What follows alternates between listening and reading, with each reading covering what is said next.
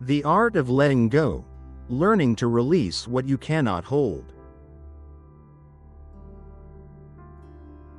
The weight we carry. There are mornings when you open your eyes and the world looks the same. The sky still blue, the air still gentle, the sun still pouring through the window. And yet, something inside feels heavy. A weight that doesn't have a name or a shape, only a presence. You can't point to it, but you can feel it, resting quietly in the chest. Like a stone you've been carrying for years. We smile. We tell others, "I'm fine." We go on with our days, meetings, messages, the rhythm of survival. But deep within, each of us carries something invisible. Some carry unspoken words, things we wished we had said. Some carry guilt, the memory of a mistake that cannot be undone. Some carry faces, people who left, but never really left our hearts. And some, perhaps most of us, carry a quiet ache, the sense that somewhere along the way, we lost a part of who we used to be. We tell ourselves that time heals. But time doesn't erase. It only teaches us how to live beside the wound. The pain doesn't disappear. It just learns to whisper instead of scream. Until one day, when a song comes on the radio, or the scent of rain drifts through an open window, and suddenly, it's all there again. The ache, the longing, the memory that refuses to fade. We hold on, not because we enjoy the weight, but because we're afraid of what will happen if we let go. We think that releasing the past means erasing it. We think that forgetting means betrayal. We fear that if we stop holding on, we'll lose the last proof that they ever mattered. So we keep carrying the heartbreak, the loss, the what ifs, the unfinished stories. We tuck them into our hearts like sacred relics, and pretend they make us whole, when in truth, they only make us tired. We say we want peace, but sometimes peace feels too much like emptiness. We've grown so used to the noise of our own pain, that silence feels unfamiliar, even frightening. And yet, in the quiet moments, in the still hours before dawn, when the world is hushed and even the thoughts grow soft, a voice begins to speak. A voice not from outside, but from within. It asks gently, "Why are you still carrying what was never meant to be yours forever?" It's a question that doesn't demand an answer, only honesty. Because the truth is, we've carried so much for so long, that we've forgotten what it feels like to be light. We forget that not every person is meant to stay. Not every season is meant to last. Not every story is meant to have closure. Some things come into our lives only to teach us how to love. And then they leave, to teach us how to let go. Some losses are not the end. They are the pause before a new beginning.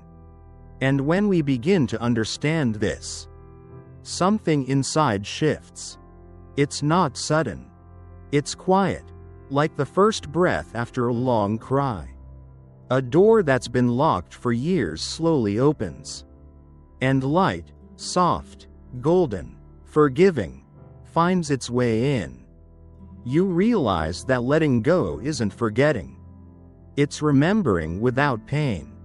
It's allowing memories to live peacefully in their place. Not chained to the present. Not haunting the future. It's the difference between carrying a stone and holding a feather. And maybe that's what growing truly is. Not adding more to your life, but learning what you no longer need to hold. Learning that not every weight is yours to bear forever. Sometimes, The heaviest burdens are not the things that happen to us, but the stories we tell ourselves about them. Stories that say, "It was my fault. I should have been better. I should have known." But life doesn't ask us to be perfect. It only asks us to be present. And when we stop rewriting the past, we start living in the moment that actually exists, this one. Letting go doesn't mean you stop caring. It means you stop clinging. It's not a rejection, it's a release. A surrender to the truth that love cannot be forced, and healing cannot be hurried. There's a strange beauty in that kind of surrender. A quiet grace that comes when you finally unclench your heart. When you stop fighting the tide and allow the water to carry you. It doesn't mean you won't feel pain, you will. But pain no longer defines you. It moves through you. And then it moves on. And one day, perhaps on a morning like this one, you'll wake and feel something different. Not joy, not sorrow, but space. The air will feel a little lighter. Your chest a little wider. And you'll realize, the stone you carried so long is no longer there. Maybe you didn't even notice it fall away. Maybe it simply dissolved, like mist in sunlight, the moment you stopped gripping it so tightly.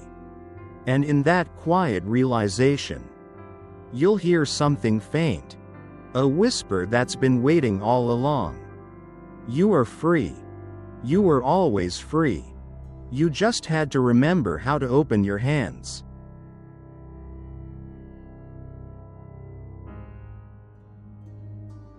The illusion of control. We spend so much of our lives trying to hold everything together. Our plans, our relationships, our dreams.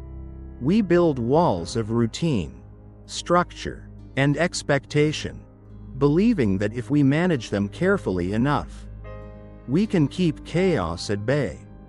We make lists, we chase goals, we chart the course of our days, as if certainty were a reward for effort, as if the universe owed us predictability in exchange for hard work.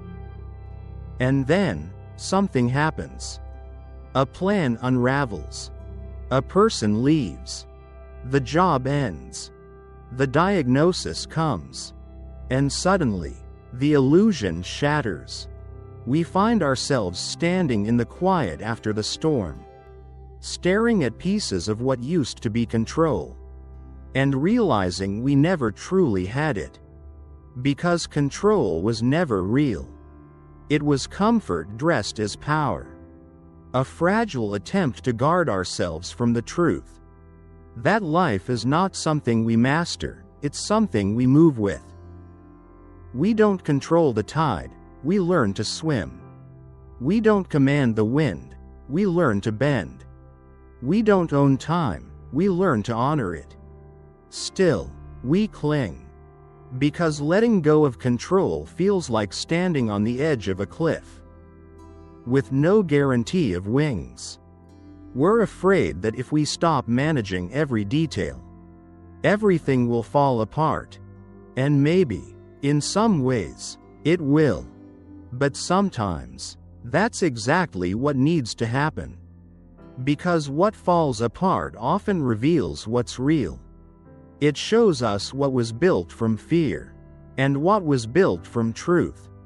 It strips away the illusion, until all that's left is what was always meant to stay. We spend years believing that control is strength. But control is often just fear in disguise. It's the fear of being hurt, the fear of losing someone, the fear of uncertainty, that vast, silent space where answers do not come on command. Yet, what if uncertainty isn't the enemy? What if it's the birthplace of everything beautiful? The field where faith grows. The moment before dawn. The space where we finally stop trying to be God, and simply allow ourselves to be human. There is a quiet kind of freedom that comes when you stop needing to know what's next. When you stop trying to fix the wind and instead listen to it. When you allow life to be what it is, unpredictable, imperfect, alive. Because maybe control was never meant to be our purpose. Maybe our purpose was always to trust. To walk even when the path disappears beneath our feet. To love even when we don't know how the story ends. To breathe even when the future feels uncertain. Trust. It's the softest word, and yet the hardest act. It means letting go of the illusion that you can steer every outcome. And learning to rest in something larger. Something unseen, but deeply present. You begin to notice it in small ways. The way life somehow rearranges itself when you stop forcing it. The way the right people appear at the right time. Not because you planned it, but because you made space for it. The way peace arrives, not from having control, but from releasing it. When you stop needing everything to make sense, you start to see the quiet intelligence behind it all. The pattern in the chaos. The rhythm beneath the noise. The divine choreography that was always there. Moving, guiding, aligning, even when you couldn't see it. And then one day, you look back and realize you didn't lose control. You never had it. But you gained something far greater. You gained trust. You gained surrender. You gained the ability to live without fear of what might break. Because you've learned that even when things fall apart, you can still be whole. Letting go of control isn't giving up. It's waking up. It's remembering that life isn't a problem to be solved, but a mystery to be experienced. And maybe the point was never to direct the flow, but to feel the water on your skin as it carries you forward. So breathe. Let the world spin as it will. Let the river run its course. The hands that hold the stars, they hold you, too. And when you finally stop trying to steer, you might just find you were never lost at all.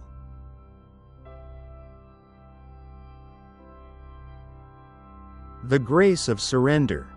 There comes a moment, quiet, almost imperceptible, when exhaustion becomes awakening.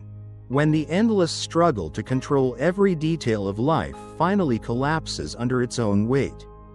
And all that remains is surrender. At first, surrender feels like defeat, like you've lost something precious. A part of yourself that once fought so fiercely to hold everything together. But in truth, what you lose is not strength, it's illusion. It's the idea that you could ever shape the universe to your will. That the tides of life would move because of your command. To surrender is not to give up. It is to open up. It is the gentle release of the hands that have been clenched too long. The soft exhale after years of holding your breath. It is whispering to yourself, I no longer need to fight what is. There is a sacred beauty in that release. A kind of stillness that doesn't come from control, but from trust. Trust that even when the path is unclear, life still moves with purpose. Trust that even in the breaking, something is being reborn. We spend so much of our lives in resistance, resisting pain, resisting change, resisting uncertainty. But resistance only tightens the knot. Surrender loosens it. It allows the current to carry us where we are meant to go, even when we can't yet see the shore. Think of the river that flows effortlessly toward the sea. It doesn't question the bends or the rocks in its path. It doesn't fight the gravity that draws it forward. It moves, simply, steadily, and always toward its source. There is wisdom in that flow, a peace that comes not from control, but from alignment. To live in surrender is to live in alignment with life itself. It doesn't mean we stop caring. It doesn't mean we become passive or indifferent. It means we act, we strive, we hope, but we release the outcome. We plant the seed and trust the soil. We speak our truth and let silence carry the rest. There is an old truth whispered in many faiths and philosophies, that the more we cling, the more we lose, but the more we release, the more we gain. Because when your hands are open, you can finally receive. Surrender transforms pain into purpose. It turns endings into beginnings. It softens the edges of grief and gives space for healing to enter. And perhaps most beautifully, it brings us back to ourselves. When you stop fighting the current, you begin to float. You begin to see the sky again. You begin to breathe again. Maybe surrender is not weakness at all. Maybe it's the highest act of strength, to trust what you cannot control. To love without guarantee. To walk forward even when you cannot see the next step. And in that trust, something extraordinary happens. Peace returns. Not the fleeting peace of circumstance, but the deep, abiding peace of the soul. It's the peace of knowing that life, in all its mystery and motion, is still good. That every letting go is also a becoming. That what we release doesn't vanish, it transforms. So perhaps the grace of surrender is this: not that we find what we wanted, but that we discover we no longer need to. And in that moment, when you stop trying to hold the world together, you realize it was never falling apart. It was always unfolding, just as it should.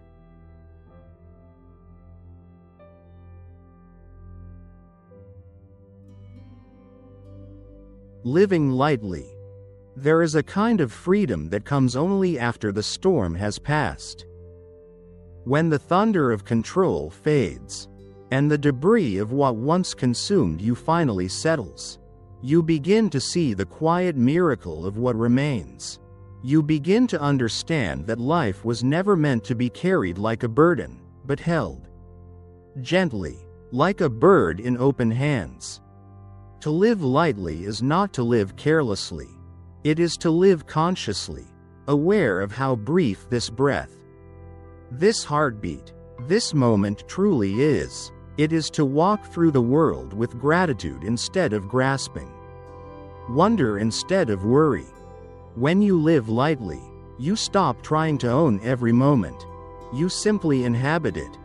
We spend so many years building walls around ourselves, walls made of fear, of pride, of regret. We call them protection, but they become our prisons. Living lightly means learning to open the gate, to let life flow through you again. It means trusting that you are safe even when you are unguarded. It is not about having less, it is about needing less. It is about finding beauty in simplicity, the morning sunlight spilling across your table, the sound of rain against your window, the laughter that arrives unannounced. These small things are the echoes of eternity, the reminders that joy is not something to be pursued, it is something to be noticed. When you live lightly, forgiveness becomes easier. You stop dragging the past behind you like a chain. You understand that every person you meet is carrying their own invisible weight. And so you choose compassion instead of judgment. You begin to see that everyone, including yourself, is just trying to find their way home. Living lightly also means releasing the need to prove. You no longer measure your worth by what you achieve or how you appear. You measure it by presence, by how deeply you listen, how gently you touch, how honestly you love. Because in the end, no one remembers the weight you carried. They remember the light you brought. There is a paradox in living lightly. When you stop trying to hold onto life so tightly, you start to experience it more fully. You laugh louder. You breathe deeper. You notice things that once passed unseen. The way the wind moves through the trees. The way silence holds meaning. You no longer chase happiness. You walk alongside it. To live lightly is also to trust the rhythm of life itself, the way it gives and takes, builds and breaks, ends and begins again. You stop fearing the unknown, because you've seen how every ending is simply another doorway. You stop clinging to permanence, and in doing so, you discover something eternal, the quiet, unbreakable joy of being alive. When you finally let go of the weight you were never meant to carry, you discover that your soul was made to soar. And as you rise, free, unburdened, awake, you realize that this, too, is love. Not the kind that grasps, but the kind that gives. Not the kind that demands, but the kind that allows. So walk lightly, friend. Speak softly. Hold nothing too tightly, not even your own name. Because one day, when all else falls away, it is not what you owned or conquered that will remain, it is how you loved, how you forgave, and how you lived with grace. That is the art of letting go. And that is how we learn to live. Not heavier, but lighter. Not harder, but softer. Not afraid, but free.